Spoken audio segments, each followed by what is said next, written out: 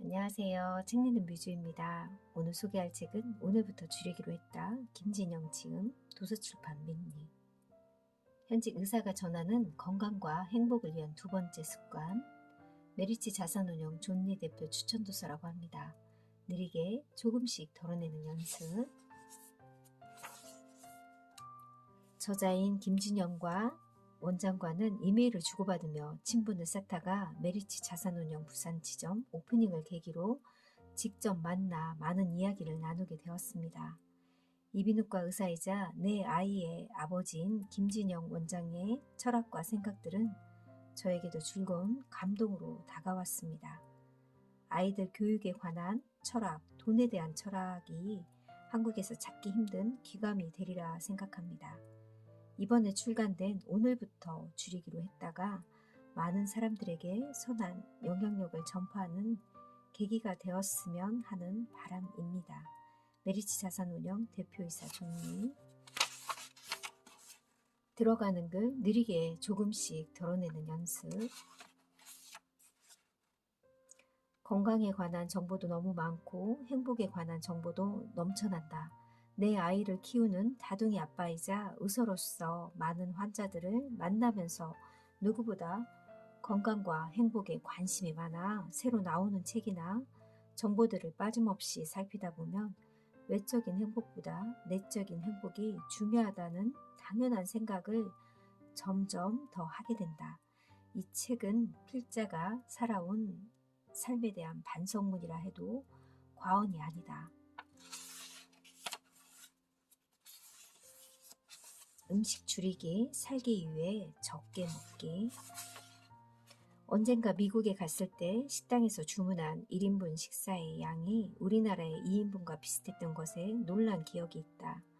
거리에 비만으로 보이는 사람들이 많은 게 전혀 이상하지 않았다. 현재 미국에서는 그 어떤 사회적 문제만큼이나 비만이 심각한 문제가 된 지 오래다. 만병의 근원인 비만은 개인적인 문제를 넘어 사회 모두가 해결해야 하는 문제이다. 선사시대 때부터 우리 몸속에 각인된 유전자는 음식이 보이면 많이 먹어두어야 한다고 우리를 유혹한다. 우리 가족의 좋은 습관 중 하나는 아침 식사를 거르지 않는 것이다. 많이 먹어서 생긴 병, 요즘에는 많은 사람들이 시간에 쫓겨 아침 식사를 거르고 점심은 간단히 때우고 저녁에 폭식을 하는 경우가 많다. 불안하거나 스트레스가 많이 쌓이면 설탕이나 지방과 같은 음식에 끌린다. 아무리 전두엽에서 먹으면 안 된다는 신호를 보내도 음식을 보면 멈출 수가 없다. 설탕을 많이 먹으면 남은 에너지가 지방으로 축적되고 이는 중심 비만, 지질 이상, 고혈압, 인슐린 저항성, 고혈당과 같은 대사 증후군의 원인이 된다. 우리나라의 의료 시스템에서는 상담에 대한 치료는 제대로 된 평가를 받지 못한다. 환자 또한 치료를 받자고 병원에 왔다가 생활 습관을 고치라는 소리만 들으면 달가워하지 않는다. 하지만 실은 대다수의 질병들이 생활 습관을 바꾸는 것만으로도 예방이 되고 치료가 되는 경우가 많다.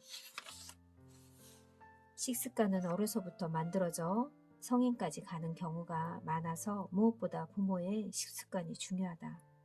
그러려면 부모가 먼저 식습관을 바꾸고 좋은 식습관을 유지해야 한다.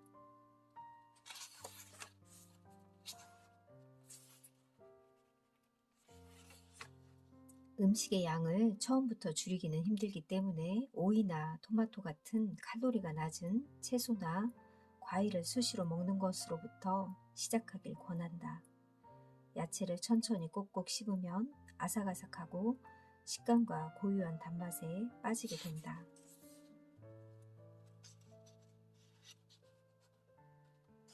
초식 동물처럼 온순한 성격을 갖게 되는 건 덤이다.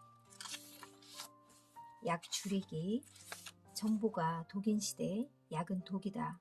의과대학을 다니던 시절 양리학 시간에 들었던 말이다. 아직도 이 말을 기억하고 있고 환자를 만날 때 항상 약을 최소화하려고 노력한다. 토머스 에디슨은 미래의 의사는 약 처방 대신 환자에게 자신의 체질과 음식, 질병의 원인과 예방에 관심을 갖도록 교육을 할 것이라고 말했다. 약보다는 밥으로 질병을 이겨내려면 무엇보다 면역력을 길러야 한다. 뻔한 말이지만 면역력을 기르려고 잘 자고 잘 먹고 적당한 운동을 해야 한다. 내가 생각하는 음식의 재료는 자연적인 경작과 사육을 통해 얻어지는 것이다. 그렇다면 좋은 음식은 어떻게 만들어야 할까? 천연 재료를 바로 먹으면 더할 나위 없이 좋겠지만 우리는 음식의 풍미를 높이기 위해서 각종 식재료와 조미료를 사용한다. 아무래도 좋은 음식은 가공이 덜 되고 덜 굽고 조미료를 덜 넣은 음식일 것이다. 나는 최대한 불편하게 살기를 권한다. 건물에 올라갈 때도 되도록이면 계단을 이용하고 출퇴근도 어느 정도 거리는 걸어서 다니는 것이다. 현대인들의 병들 대부분은 좋은 음식과 적절한 운동, 충분한 수면으로 예방할 수 있다. 환경오염 줄이기, 몸도 지구도 건강하게. 아이가 내신 우리 집에는 하루도 택배가 오지 않는 날이 없다. 하루에 나오는 쓰레기 양도 엄청나다. 하루에 한 번씩 분리수거를 하면서 아이들에게 틈날 때마다 환경의 중요성에 대해 이야기를 들려주곤 한다. 청결을 위해 일회용 플라스틱이나 비늘에 담겨오는 음식들은 대부분 가공식품들이어서 우리의 몸과 지구 모두를 병들게 한다. 코로나19 양상에서 보았듯이 기저질환이 있는 사람들의 사망률이 높다. 특히 코로나는 폐렴을 일으키기 때문에 호흡기 질환이 있는 사람들에게 치명적이다. 알레르기성 비염의 15에서 40%는 천식을 동반하는 경우가 많다. 호흡기 질환을 일으키는 가장 대표적인 원인 물질이자 만병의 근원인 바로 담배이다. 담배를 지속적으로 피우다 보면 폐 기능이 점점 떨어져 만성 폐쇄성 폐질환이 생기고 심한 경우에는 폐암까지 유발할 수 있다. 지출 줄이기, 작은 것부터 아끼기. 미국 헤지펀드의 대부인 레이 달리오는 요즘과 같이 경제가 어렵고 불확실할 때는 어떻게 해야 하는가 하는 물음에 세 가지를 강조했다. 첫 번째로 재능이나 기술을 갈고 닦아 수입을 증가시키는 것이고, 두 번째는 가계에서 불필요한 지출을 줄이고 수입보다 적게 쓰는 것이다. 세 번째는 저축이나 투자를 하는 것이 세 가지를 모두 잘할 수 있다면 좋겠지만 현대 사회에서 가장 문제가 되는 것은 소비이다. 돈은 벌기는 어렵지만 쓰기는 쉽고 버는 데는 많은 시간이 걸리지만 쓰는 것은 한순간이다. 많은 사람들이 작은 돈이 모여서 과연 티끌모아 태산이 될까 생각하지만 복리의 힘은 엄청나다.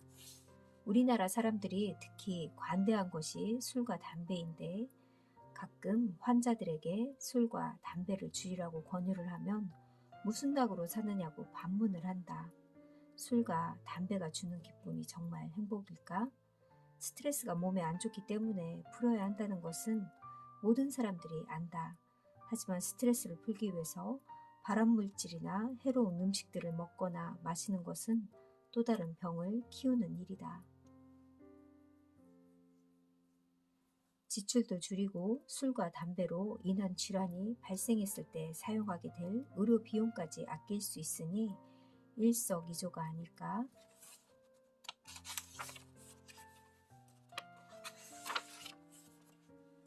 인생에서 돈은 매우 중요한 가치이다. 그 돈을 불리는 일도 지탄 받을 일은 아니다.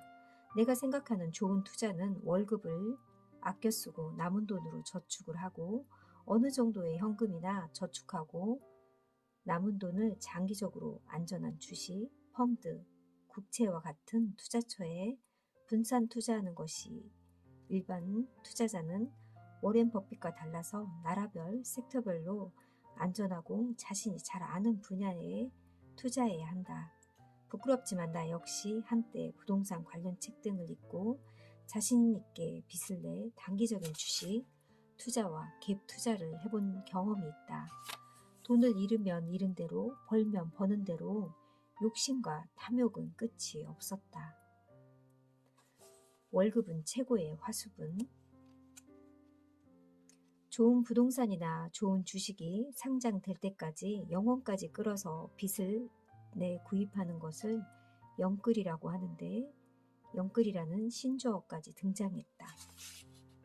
워렌 버핏도 재산의 90%를 60세가 넘어서 벌었듯이 복리를 이용하려면 시간의 힘이 가장 중요하다. 영끌이라는 말은 그만큼 젊은 세대의 경제 상황이 어렵고 월급만으로 생활하기가 더 어려워지고 있다는 뜻이다. 하지만 반대로 나이가 젊다는 말은 그만큼 긴 시간이 주어졌다는 뜻이기도 하다. 행복한 부자가 되는 길은 결과보다 과정이 중요하다. 자신이 투자하는 회사나 자산이 시간이 지남에 따라서 성장하고 늘어나는 것을 보며 행복을 느끼고 투자의 원금이 되는 월급을 벌기 위해 매일매일 성실하게 사는 것이다. 시간을 가지고 인내와 절제를 통해 축적한 부는 분명 마음의 그릇도 키울 것이다. 사교육 줄이기.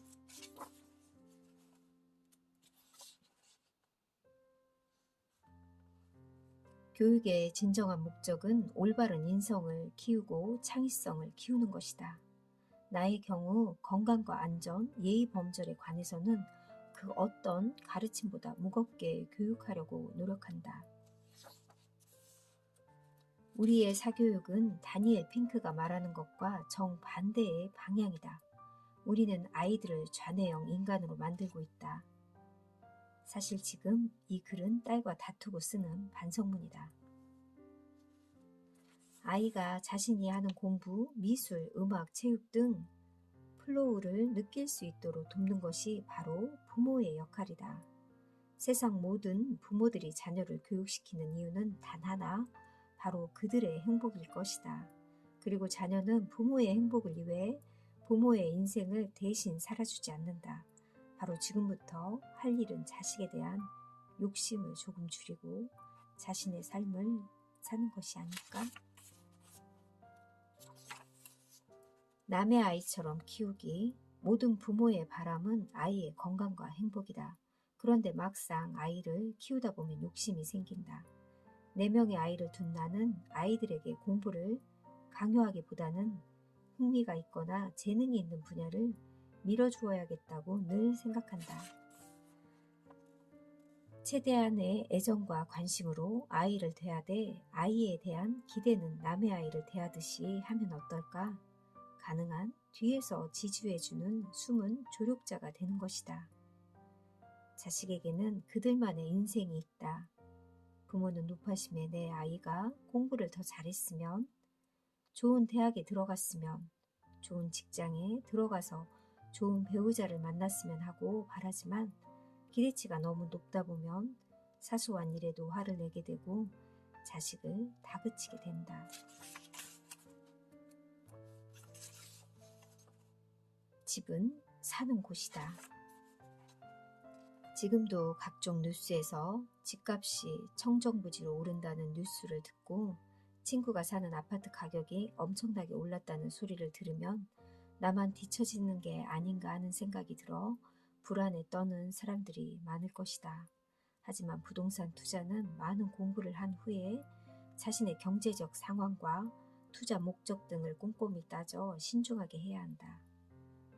집을 팔지 않는 이상 비생산적인 자산이다.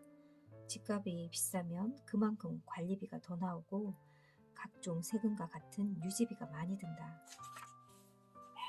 비싼 집에 산다고 잠이 더 잘 오거나 피로가 더 잘 풀리는 것은 아니다. 집에서 무엇을 하고 누구와 지내느냐가 중요하다. 데이비드 소로에게는 집이 아닌 비나 폭풍을 피하고 잠을 자는 공간이면 충분했던 것 같다. 투자는 시간과의 싸움이다. 현재의 돈을 아껴서 미래의 수익을 얻는 것이다. 아무리 돈이 많아도 미래에 모든 돈을 넣어둔다면 무슨 소용이 있겠는가.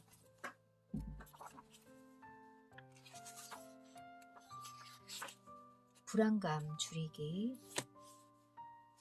나의 경우도 올 한 해는 특히 걱정과 불안이 많았다. 코로나19가 맹위를 떨치던 시기에 넷째 아이가 태어났고 아내는 등교를 하지 못하고 집에서 지내야 했던 3명의 아이들과 신생아를 키우느라 몸이 10개라도 모자랄 지경이었다. 경제적인 문제도 마찬가지다. 부자가 되고 싶은 욕망은 있는데 평소의 생활 습관이나 소비 습관은 엉망일 때 마음만 조급하고 불안감은 커진다. 제일 좋은 방법은 욕망을 줄이는 것이다. 평소 규칙적인 식생활과 운동으로 병을 이겨낼 수 있는 체력과 면역력, 마음가짐을 기르고 끊임없는 자기개발을 통해 스스로의 가치를 높여 수입을 늘리는 한편 최대한 소비를 줄여 건강한 투자 습관까지 기른다면 어떤 바이러스나 어떤 경제적 문제가 닥쳐도 흔들림 없이 자신의 목표를 향해 갈 수 있을 것이다. 불안은 욕심에서 시작된다. 불안이나 걱정은 하면 할수록 깊어지고 헤어날 수가 없다. 자신의 불안을 인정하고 무엇 때문에 불안이 생기는지 자신의 마음속을 탐험해야 한다.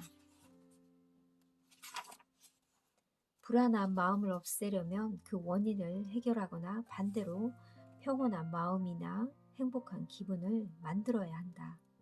아이와 함께 이른 아침에 따뜻한 햇빛을 쐬면서 걸어본 적이 있는가? 시원한 바람, 따뜻한 햇빛과 함께 아이와 손을 잡고 걸으면 마음까지 평온하고 행복해진다. 이럴 때 나오는 신경 전달 물질이 바로 세로토닌이다. 자신이 제일 좋아하는 일을 하고 그 일에 집중하는 것이다. 현재 무엇을 하고 있든 그 일에 집중해보자. 그것이 바로 행복 전달 물질, 즉 세로토닌이 충만한 삶이다. 스트레스 줄이기. 진료실에서 많은 환자들을 대하다 보면 스트레스가 질병의 원인이 된다는 것을 실감할 수가 있다.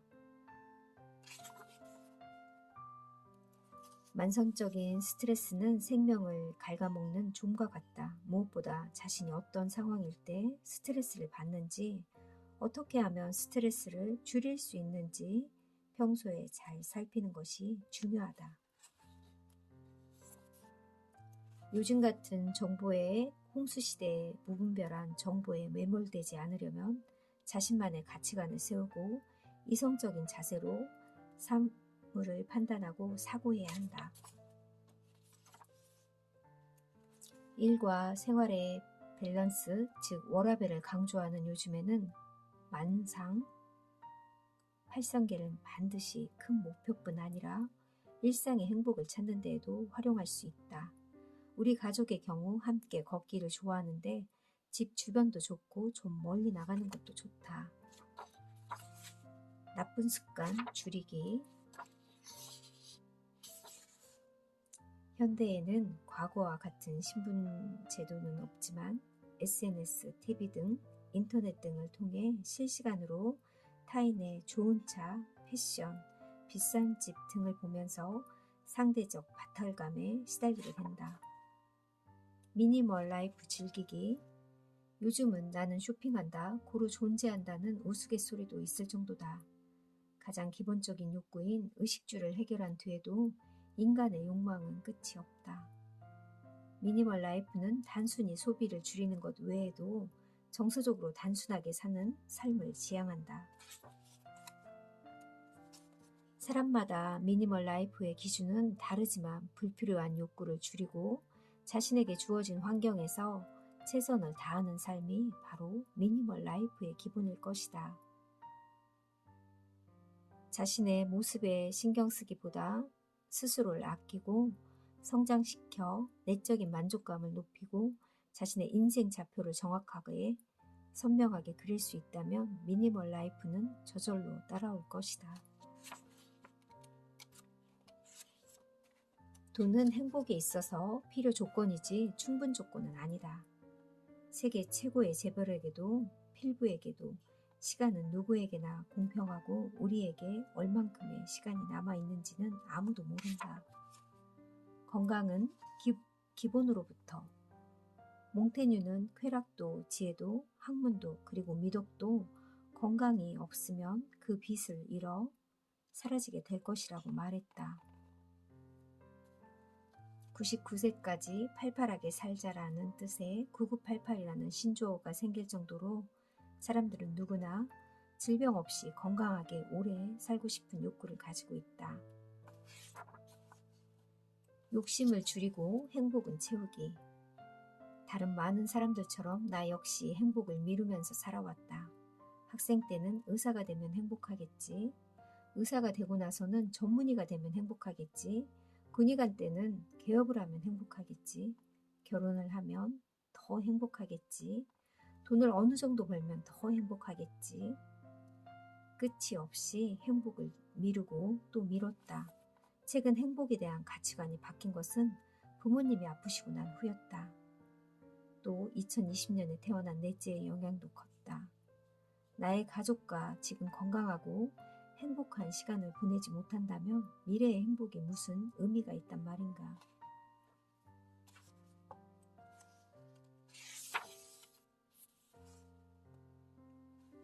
덜 사고 덜 먹고 더 많이 움직이기. 쉬는 것도 아니고 일을 하는 것도 아닌 바쁘면서 지루하고 지루한데 무언가 분주한 삶을 살고 있지 않은가? 느리게 조금씩 덜어내는 연습. 어떤 걸 줄여야 되는지 이 책에서는 지혜로운 그런 조언과 글들이 많아서 삶에 도움이 되겠다는 생각도 들었고요. 이 저자가 쓴 글처럼 저도 이런 마음으로 노력해야겠다는 생각이 들었고 공감되는 이야기들이 많아서 참 좋았습니다. 감사합니다.